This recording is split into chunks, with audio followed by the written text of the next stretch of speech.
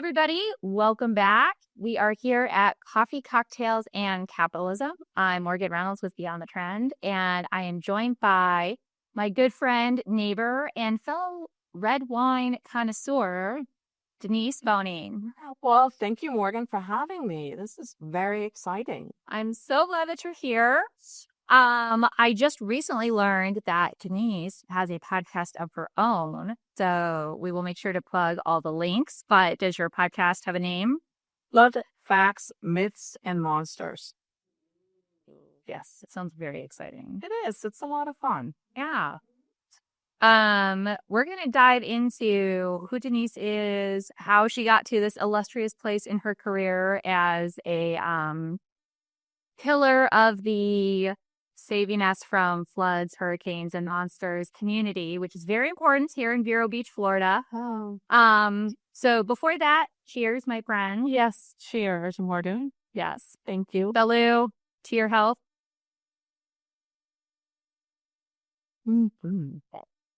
So go back and watch the video where Denise and I tried several different wines before we settled on this one. Yes, I like this one. It's a winner. And again, not sponsored. I went out and bought this wine myself, but it is very tasty. And if those wine people would like to contact me, my DMs are open, as they say. All right, so let's dive right in. Denise, quick overview. Mm-hmm. You are a business owner. Yes. Mm-hmm. And you work alongside your husband, but not actually in the same business. Well, it's kind of the same business. My husband, Steve, is a coastal engineer, and he does coastal engineering, meaning beach projects, dune nourishment projects, seawalls, that kind of stuff.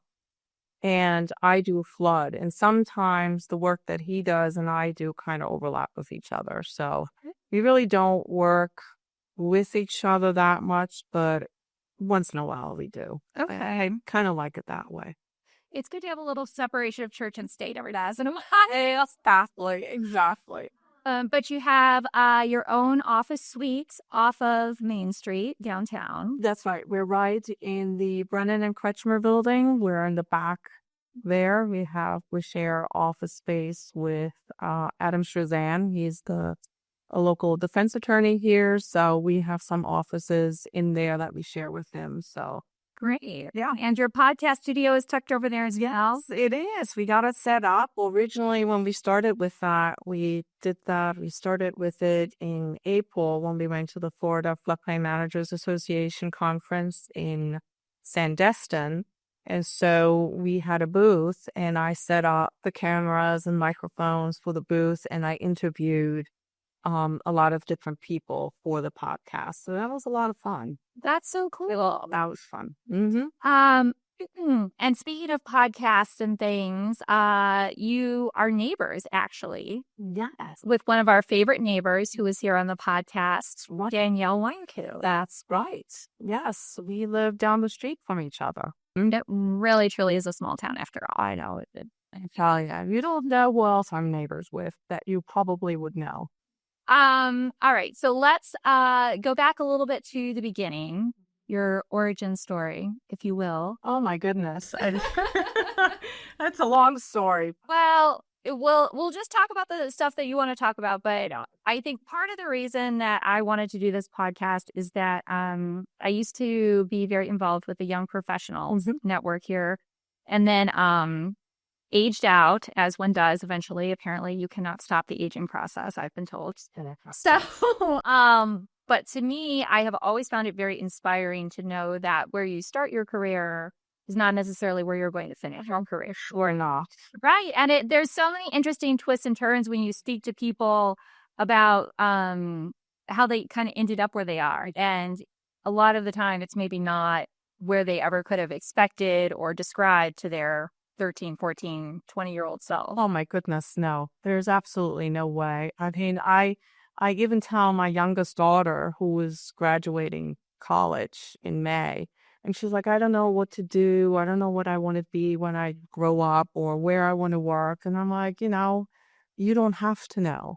I said, look at me. I reinvented my career so many times And it took me, I'm not young anymore. Over the age of 40. I'm over 40, but I just only now, over the last 15 years or so, really found the niche, the job that I really enjoy. And not that I didn't enjoy my previous jobs, but this is what it's my passion. I love it. So, That's fantastic. yeah. Okay, so let's go back to the beginning. Where were you born and raised? I was born in Karlsruhe, Germany, which is near Stuttgart.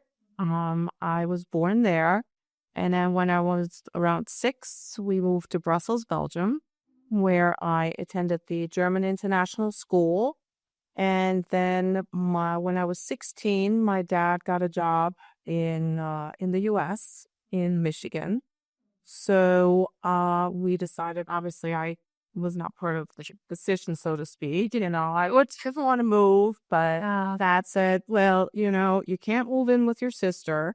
I have 2 older sisters, and they're both 8 and 7 years older than I. So, and they were. So it probably was tempting to think maybe you could just. Yeah, I was trying to convince them, let me move in with my oldest sister. She was in Germany. She was studying at the university in Kiel. And my dad's like, yeah, no. It's not happening. That much of an adult. That's right. He's like, forget it. So I moved to Michigan. So let me ask you, though, when you moved from Germany to Belgium, because you were going to a German international school, were you able to still speak German, or did you have to learn? No, it was French. German. All classes were in German. Mm-hmm. So the first foreign language you had to learn from the moment you started, which was in first grade, really, was French and Flemish being the other language. Oh, interesting. In Brussels. So those were the first 2 languages we had to learn before we learned English. So English was not taught until 8th grade. Really? So in essence, by the time we moved to the States, I had 1 year of English. Oh my gosh. So I knew not much. It's like your 3rd language then at that point. Yeah, it was our 3rd language. I spoke French fluently, and of course German being my native language. Mm-hmm. I spoke Flemish, and I spoke a little English. I knew enough. You couldn't necessarily talk about me, but I didn't really know. Couldn't carry on a conversation. No, not really. No. I think all of us who have taken high school languages can relate. Yeah, exactly. Yeah, it was less than high school. Yeah. No, I understand. Did I know that you were originally from Germany? I feel like maybe we did talk about that. Yeah, because I lived there when I was little. Oh, yeah. Okay. And I speak almost no German, much to my mother's shame. So, we'll have to work on that. But all right. So now you have been uprooted. You are in Michigan. You are learning what it's like to live in the far north Midwest of America. That's right. And attending a high school. So since we moved, I was 16 by age. I should have been in 10th grade, but we moved me into 11th grade. Okay. So I was a junior in high school. Everybody is starting to apply for colleges. And I'm like, what? What are you doing? I didn't even understand it. I need to catch up a little bit. Yeah, exactly. So the high school I attended, I was the first foreign student they ever had. Wow. So they didn't know what to do with me. So they were really of no help. They still made me take the SATs, which was ridiculous because I couldn't write over I didn't even understand the question. That's not amazingly, I'm not. I did very well in the math section, and I really suck at math. Wow, I'm sure that's not truly true. But yeah, okay. Yeah. Oh, and that's all intimidating and a lot. Yes. Yeah. So by the time I graduated, I decided that, well, I'm going to go back to Germany. I'm like, this stinks. I'm 18 now. And my dad said, okay, fine. You go back to Germany and you can live with your sister for a while. And then fine, go to, you have to finish another year of high school in Germany to get your Abitur. And then you can go into university. And I'm like, okay, fine, I'll do it. But then my dad got a job offer in New Jersey. And he said, hey, we're moving to Jersey. What do you think? Why don't you come and check it out for the summer? And if you like it, great. And if not, at the end of the summer, we'll help you move to Germany. Okay. So we moved to Jersey and I loved it. Really? Yes. There you go. She found her spot. Yeah. I love Jersey. It was close to the city. It was not, it was more metropolitan. It was really, we had great neighbors, and they told me about the TOEFL test that I could take so I could get into the colleges in the States. So I took the test of the English as a foreign language. Okay. And it's like similar. It's for those whose native language is not English. They can take that in place of the SATs. Oh, fantastic. And so I took that, applied for colleges, and then I ended up going to Gettysburg College in Pennsylvania. Oh, interesting. How big is that school? That school is pretty small. Yeah. Yeah, it's a small liberal arts school right in the Gettysburg battlefields. And it's a beautiful campus, and it's a really lovely school. And I had it in my mind that I would go there and I would study whatever it is, either poli-sci or sociology, and go to law school. Okay. That was my plan. It's a great plan. That was a great plan. It was an awesome plan. And then the best laid plans of mice and men, as they say. Well, that's right. It's, I hated poli-sci. Oh, boy. I didn't like it. I liked sociology. I really, really liked environmental sociology, but they didn't have a major in environmental sociology. Okay. So I couldn't major in it. And I'm like, well, that stinks. So by that time, it was my junior year. And they said, well, if you want to graduate, you got to declare a major. I'm like, oh, crap. Right. You know, what do I do now? I got to hurry up. I figure something out. Exactly. So then a friend of mine says, well, if you want to go to law school, it doesn't matter what major you have. Why don't you just major in languages? Do major in French and German literature. He says, you don't need to learn the language. All you have to do is read the books. I'm like, oh, duh. Okay. Genius. Yeah. Different. Yeah. That is a good. I'm like, genius. So that's exactly what I did. Okay. Yeah. So I double majored in German and French and literature, basically. And then probably am missing maybe one credit to get a minor in sociology. But At that point, yeah, it didn't really matter. Yes. yeah. So I graduated with the intent of going to law school. And my dad said, that's cool, Denise. But he says, I'll help you, but you're going to have to help pay for it too. So he said, what are you going to do? I'm like, oh, I miss have to work. What the horror? What What sort of business was your dad in? My dad worked for ITT. He was an industrial engineer. Oh, interesting. And he ended up working for ITT for many, many years. Then he worked for Revlon for a while. And then towards the end of his career, he worked for Daimler Chrysler in Brazil. And he did that for a number of years until he really fully retired. So, yeah. Okay. Yeah. Do you find that your husband is an engineer? Is it all like your father? In some ways, yeah. Absolutely. He's got the same analytical way of thinking and processing everything into like little categories, breaking it down. And, you know, it's sometimes very frustrating arguing with him. During the luck. I know, Billy. A smart guy. Right? And then it's like you're holding your own in court when you're having a debate about something. Wow. I definitely would want him on my side, that's for sure, because he's good. That's why you marry him, right? Then he can't testify against you. You're golden. Yeah, that's it. Okay. So, well, all right. So now you have to get a job. I have all of a sudden out of the blue, this tragedy has occurred. Yes. Now I have to actually work. I'll no longer just be a student. Yeah. Right. So I said, okay, fine. I'll work for like the United Nations or the French Embassy. I'll work for them. Because as a matter of fact, during one of the, Gettysburg has a January term. So for 1 month, like only one class. So for that 1 month, I worked at the French Embassy in Manhattan and I absolutely loved it. So I said, oh, wow, you know, maybe they'll hire me. Nah, they didn't hire me. UN didn't want me because I didn't have the languages. They wanted somebody who spoke Chinese, Korean, Russian, you know, all those languages. Or at that time, it was really big, all the Arabian languages. I was like, no, that was out. So then I said, okay, I'll go to one of those personnel agencies in Manhattan and submit my resume. Yeah. So I'll never forget.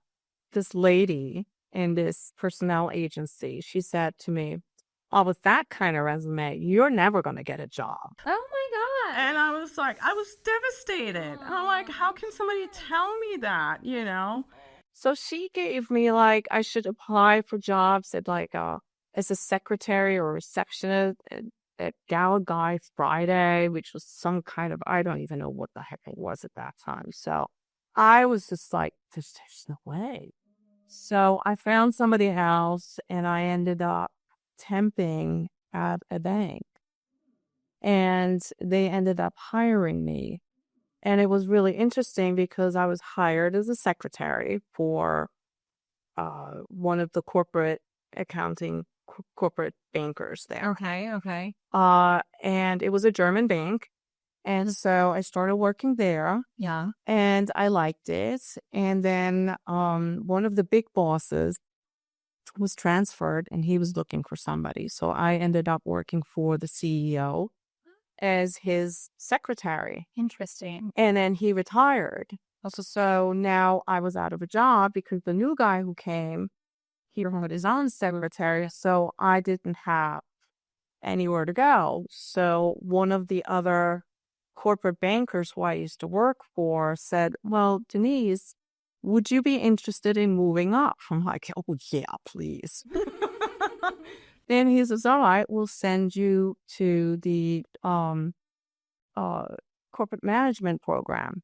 So I attended for 12 weeks. It's a 12-week program where you learn all about corporate finance. And I went to that for the 12 weeks, graduated with it. You have to take a final exam and I was Interesting. Okay. and then I became a credit analyst for that bank. It was at that time called Dresdner Bank. Okay. And I worked in the corporate banking department and I did credit analysis for Fortune 500 companies. Oh my gosh. So Interesting. And was this in Manhattan? I was in Manhattan. Wow. So I commuted every day from New Jersey Okay. I took the train from Red Bank, New Jersey to Newark, New Jersey. From there, I hopped on the PATH train to the World Trade Center. Okay. And from there, I walked down to our office, which was 75 Wall Street. Wow. And in Wall and Water. That's like a 90s movie. Yes. Like all the landmarks. How long was the commute every day? On a good day, 2 hours. Wow. Yes, one way. Wow. Yeah. Yeah. So 4 hours a day, you're on the train. And then, of course, I was now a newly minted credit analyst, you want to impress the bosses. Of course. So you can't leave at 5 o'clock sharp. Right. So you have to work later to show them, Because you're dedicated and yeah. It's fine. Okay. So I left my house usually at like 6:30 in the morning. The earliest I'd ever get home would be at 7 o'clock at night. Oh my gosh. So you really had kind of no other outside life at all. No, my life was in New York. Yeah. I mean, if we went out on a Thursday or Friday night, it would be right after work. And then either I take the last train home, which was at 1 o'clock in the morning. Okay. Or if I missed it, I would have to take a car service home. Yeah, that was the only options.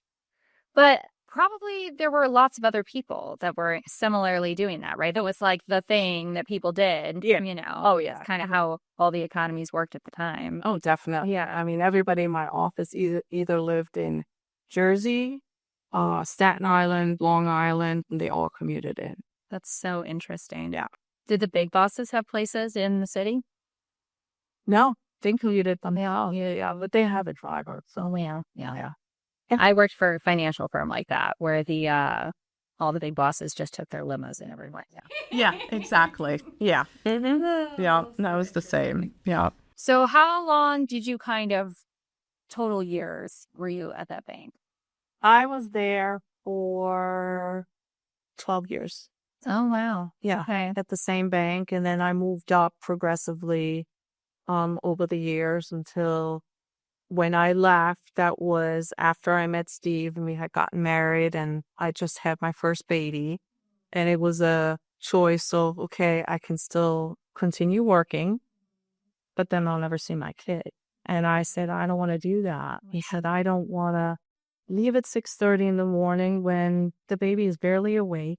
By the time I come home at 7 o'clock at night, he's going to be in bed. And I'm like, then you won't know who I am. Mm-hmm. And I didn't want to do that. Yeah. And at that time, there was really not an option to work from home. Right. That really didn't exist yet. Now, being where I Pretty new yeah. way of working. Yeah. Yeah. Yeah. So we decided that I was going to quit. And so I waited until May of that year. Ryan was born in February. I waited until May so I could get my bonus. We do what we got to do. Exactly. Collect my bonus. Yeah. A week later, I handed in my resignation, and then that was it. And then I was a stay-at-home mom for, and the funny thing is that same year, Steve got a job offer in Vero Beach, Florida. Oh, He got a job offer from Coastal Tech.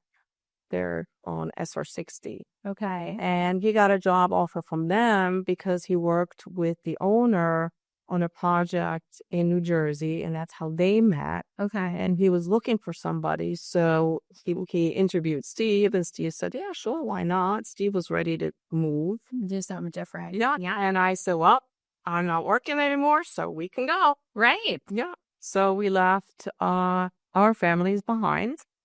Well, more so Steve than me, because at that time my sisters were still in Europe and my mom and dad had retired to North Carolina. So for me, it didn't really matter. Yeah, everybody was a little far down already. Yeah.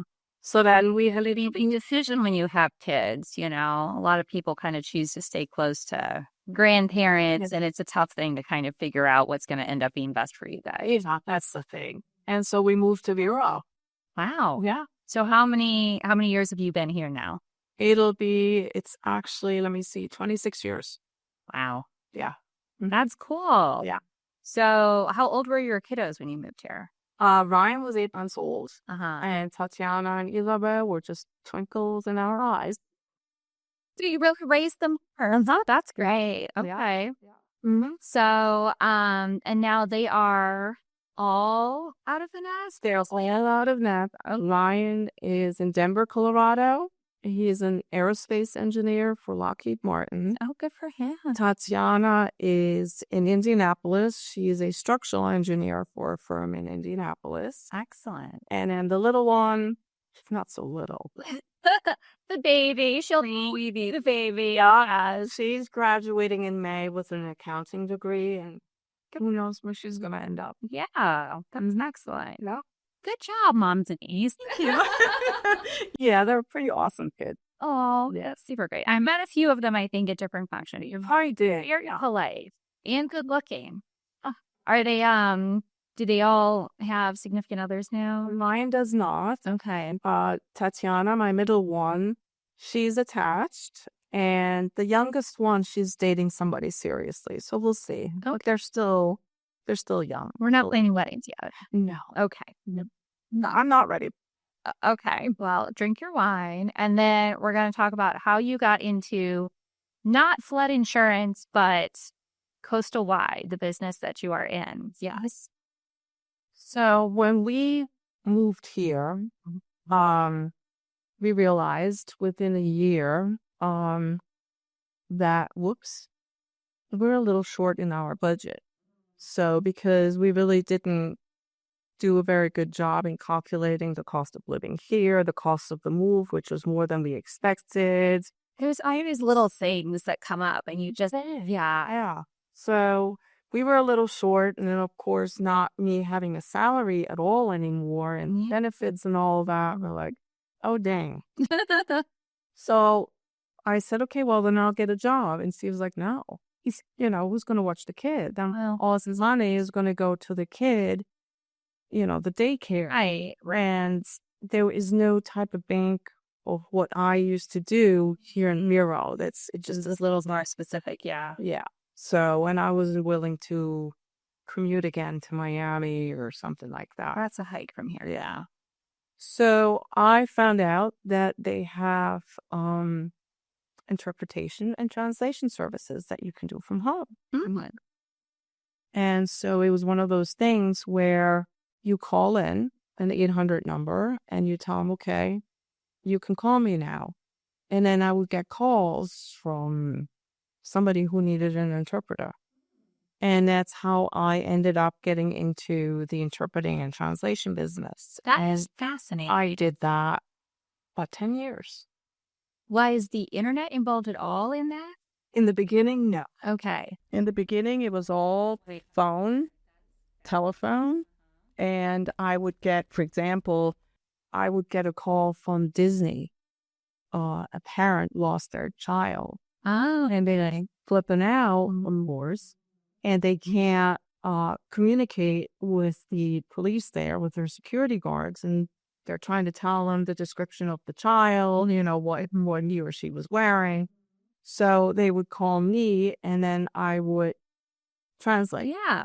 And I did it for hospitals. I did it for the sheriff's office. That was always fun. Those were interesting. Oh, yeah, those were fun. So that was always a lot of fun. And then from there, it moved into translating documents. And at the beginning, it was they send you a FedEx package and they said, here you go, translate this. So I did that. And then, of course, by that time, as I got more and more work, as my name got out there through the agencies that hire you and things like that. Got pregnant with Tatiana, and then, I still did it while I was pregnant. And then I'd always work in between their nap times and things like that. And that worked out really well. It gave us the extra money we needed to meet our budget. Yeah. Raise the kids and everything. Yeah, I could do it whenever I wanted to, and it was great. That's fantastic. And then, yeah. Very creative, too. I mean, how did you stumble upon something like that? Because I think one of the conversations that I hear often in this area is that, it's a smaller community. There's a limited amount of different opportunities, and kind of depending on people's skill sets or what they're looking to do in life, it can be hard sometimes for people that feel like they're not quite ready to leave to find something that is a good fit for them here. That's true. Yeah. Yeah, very true. I think what I did at that time is the home-based businesses was just starting up. So I found a magazine where they had advertised work from home. And you had to be careful, Right. Very, very careful, because some of them was like, okay, you pay us this, I know. and it's like, it's a scam. So I went through all these ads and I accidentally saw one where it says, do you speak another foreign language? If you do, call this number. I'm like, I can do that. They're speaking my language, so I speak. And that's how it ended up. Now, the funny thing is, I probably shouldn't say this, but We can cut it out later if we need to. one of the things when I went through there for the heck of it, there was one, it says, oh, you can be a tarot card reader and they'll teach you how to do it. Now I wouldn't touch them with a 10-foot pole. Right. At that time, I was desperate. I'm like, anything. I know. So it was so funny because what they ended up doing, and it's such a scam. Right. It really is. It's a total scam. And I got the behind the scenes, so I knew how much of a scam it was, is they give you a script. Oh, no. And they say, if they say this, you say this. And it's like the script is perfect and would fit anybody. I'm Right. like, oh my gosh, these poor people, they're getting sucked in. Yeah, I did it for an hour. And I said, I can't do this. This is so wrong. Yeah, so wrong. Totally destroyed it. Forget it. Goodbye. That is so interesting. But yeah, so I mean, there are so many internet scams like that now, but in the olden days, it was through a magazine and a telephone. So there's really nothing new under the sun, actually. No. Yeah. No. Well, that's fantastic. So you found the translating service. You did that for a long time. That worked well. Yeah, I did that for about 10 years, Mm-hmm. maybe a little longer, because in 2008, during the financial crisis, Steve was laid off. And so he is now laid off, and we're like, okay, what are we going to do? Our options are moving out of Florida to move where there is more need for your business, or open up your own engineering firm. So I said, well, I don't want to move out of Vero. Yeah, I'm here to stay. Put down your roots. Yeah. So he's like, okay, then I'll open up my own business. And I'm like, okay. So all I did is I worked more translation jobs. And I worked a lot. But I did it, it was like that. I was able to support us until Steve was able to get his business going. Right. And then finally, by that time, the kids started, they were in St. Helens, and they were starting to migrate over to middle school and then eventually high school. So I said, I'm tired of translating. I said, I'm tired of being holed up at home and just being behind my computer. I see people, I don't know people. I'm like, I'm bored. And he's like, okay. He says, help me. I'm like, okay.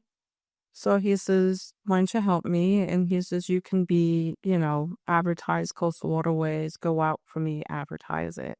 I'm like, okay. Great. So I started being the person that went to all the chamber events. Yes. And that's how we met. For people who don't know, yes, we met at the chamber. Yeah. So I went to all the chamber events as of 2008, representing Coastal Waterways and going to all the networking events. And I think the very first breakfast I ever went to, I was so scared because I never networked in my life. I didn't really know what Steve did. I did it, and I was supposed to talk about it. I'm like, oh my gosh. Wow. Well, okay, so you were diving into something new. I was diving into something totally new. Huh. And then Steve said, well, can you help me some more? I'm like, okay. And he says, well, let me show you we're doing this. And at that time, it was a big deal with all these condominium associations to get them reclassified out of flood zones and stuff like that. He was really into the business, but he said, I charge too much. He says, why don't you do that? I'll help you how to do it, and then you can do it. So that's how I ended up weaving into the business. And then I found my niche and then got the certifications that I needed. And then we kind of split up because I focused on a different avenue than he does. That is so interesting. And I would say pretty brave to kind of just dive into something that was not your background. And I think for a lot of people, it can feel like you need somebody to encourage you or tell you, this can be okay, or, what have you. And I think sometimes just that fear of the unknown can block people from really great opportunities, that are on the other side. So do you feel like there were, was it just that you guys really needed this, or were there some people that really encouraged you along the way? I think it was Steve really encouraged me. I have to thank him a lot for it, because if he hadn't helped me, I would have not done it. Because when I had to study for the Certified Floodplain Manager's exam, now I have no engineering background. I didn't even know how to really look at a map and read a map the way the engineers or the plan reviewers do. So when I saw the map of a house, the inside where they have the back rows and they show all the elevations and stuff. Okay. Yeah. Like, what am I looking at? Oh, this is great to me. Yeah, exactly. I'm like, I don't see it. Right. Or if Steve showed me the flood map, there's the flood zone. I'm like, it doesn't make sense to me. I don't see it. I don't get it. Things like that. So he sat down with me and he showed me, okay, this is what you look at. This is where this is. And then he'll test me, show me now. You do it. So it was frustrating at times. Yeah. I have to say, there were a couple tears there because I was getting so upset and frustrated because I didn't get it. But eventually I did. Yeah. Yeah. And so you kind of made it through over the hump and found your sweet spot. And how would you describe your current job title? position? It's called CRS Program Administrator and Floodplain Manager. And That is a mouthful. Yes, it's a mouthful. basically what it is every community, whether you're in Florida or any other state in the United States, they participate in the National Flood Insurance Program.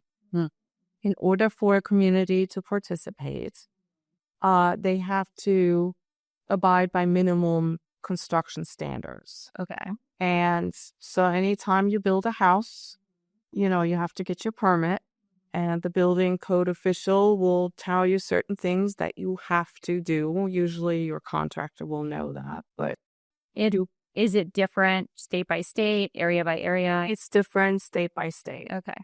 So that's your minimum standard. And the NFIP requires certain minimum standards that every community that participate has to abide by. And that's the same for any community all over the states. In turn for that, every single resident in that community can purchase flood insurance.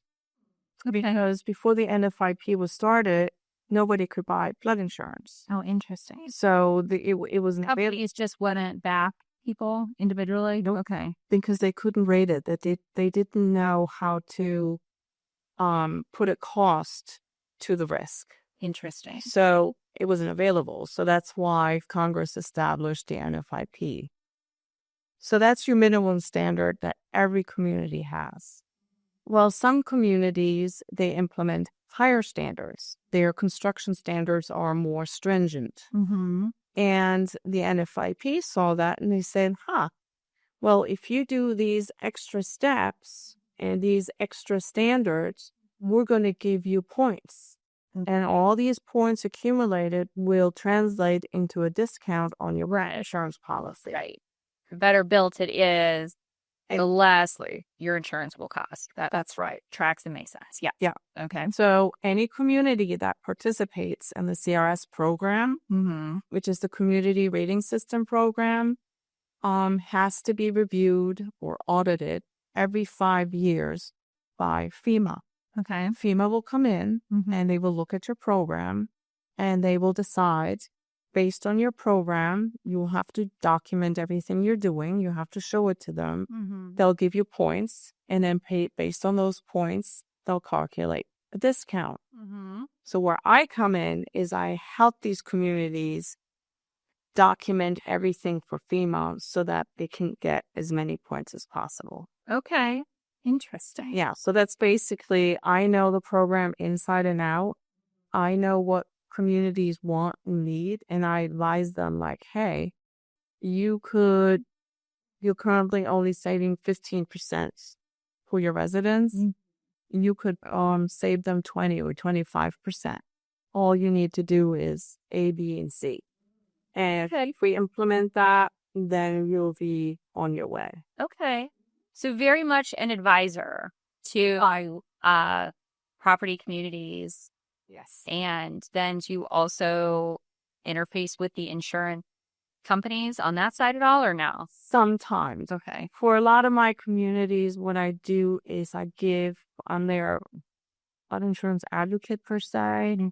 So if a resident of that community has any flood insurance questions on their policy, for example, they can call me and I will look at their deck page, or I will advise them, well, maybe you can save some dollars here by doing this or doing that. Or which happens a lot, I will tell them, you're totally misrated. Let's start over.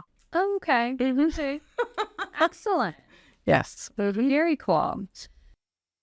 That, to me, it just is inspiring to know that my little corner of the world is really such a little corner. And there's a lot of really interesting, cool things and smart people doing interesting things in all these other corners of the world. Like I would never wake up one morning and be like, oh, there's probably someone who is advising my neighborhood on how to save on our flood insurance. Well, gosh darn it, if we have lower insurance rates, we're all happier. Oh my gosh. Yes. That's so important. It is. And it's when when we moved to Florida, I wanted to move to Florida my whole life. I tried to come here in my college years. My parents were like, no, it's too far away. No, you're not allowed to go that far. And so when I finally got here, I was like, oh, I've arrived. Yeah. And then sometimes you look around, you're like, where do I even live? Like, we had this moment where we were living in these apartments outside of Orlando, and my husband and I came home one day, and there was a notice on the door saying that a bear had been spotted behind the apartment building. Oh, my goodness gracious. And to keep all of your dogs and creatures inside. And I was like, did we move to Jurassic Park? Like, what? And then when we were looking for a house, the flood zone thing, I never thought about that because I'm from Chicago and you don't really talk about housing in that type of term, you know? Nobody here has a basement. That's right. For that reason. So, well, actually, they do have basements here. They do. Believe it or not. Well, none of the houses I looked at had basements. No, probably not. There are some homes that do have basements. It's probably really nice wine cellars. If we're being honest. If you have a really nice wine cellar and you want to invite us to enjoy some wine with you, give us So it's just very cool that you also, not being from Florida, moved here and figured out a way to really intrinsically be helpful to the Florida community. Yeah, I mean, I love it. You know, I really do. I love helping my communities. I love when I talk to them, helping them and figure out ways how to improve their community, improve flooding issues that they may have, and make it better. Yeah. I mean, we live here and flooding that's just part of life. Part of life. You know, wherever it rains, it's going to flood. It's going to flood somewhere. Yeah. All that water has to go somewhere. That's right. All right. Let me ask you this. Sure. Before we wrap up, you mentioned your podcast. Tell me the whole name again. It's Flood, Facts, Myths, and Monsters. So I have to ask if you can give us any monster tidbits. Sure. Monsters. Oh, there's plenty of monsters. Is it alligator related? No, well, could be. I don't. I'm just envisioning like the movie poster from Lake Placid. No, monsters I refer to as in the misconceptions people have. From the myth, homeowners insurance covers flood. Oh, a monster where you find that a lot, where somebody will say, "Oh, my house will never flood." Oh, yeah. And then the monster comes and floods. Things like that. Or the one where maybe a community official will say, "Oh, this house is not in a flood hazard area," even though it shows clearly on the map that it is. Oh. Monster. Mm-hmm. So things like that. Okay. All right. Kind of the boogeyman. The boogeyman. Flood issues. Yeah. Yeah, I was imagining, I was like, wow, like maybe she's come across somebody where it flooded and like a shark ended up in their kitchen or something. Well, it has happened where it's flooded so much, because when it floods, and it happened on the West Coast, when they had all these flooding issues, realize with the hurricanes and you still have all the high water and it hasn't dissipated yet, you got your snakes, you got your gators and all that, they're come floating in. So if you don't watch out and you start wading through this, ankle or higher water, you don't know what's going to bite you. That's true. Because you can't see it. Right. Not like beautiful, clear ocean water. It's murky, crappy, yucky water. So there's debris flowing in there. There's animals flowing in there. So it's not good. So if you want to wade through it, make sure you wear those waders. The high water shoes. Yeah. Well, whenever I travel, people are always like, "Oh, you live in Florida? How about those hurricanes?" I'm like, yes, hurricanes are terrible. But most places in the world have some type of weather phenomenon. That's it. Exactly. So, it's the price you pay for living in paradise. That's right. The rest of the year. But it's good to be smart. It's good to be educated. It's good to have wonderful advisors who are experts so that you don't all have to be experts.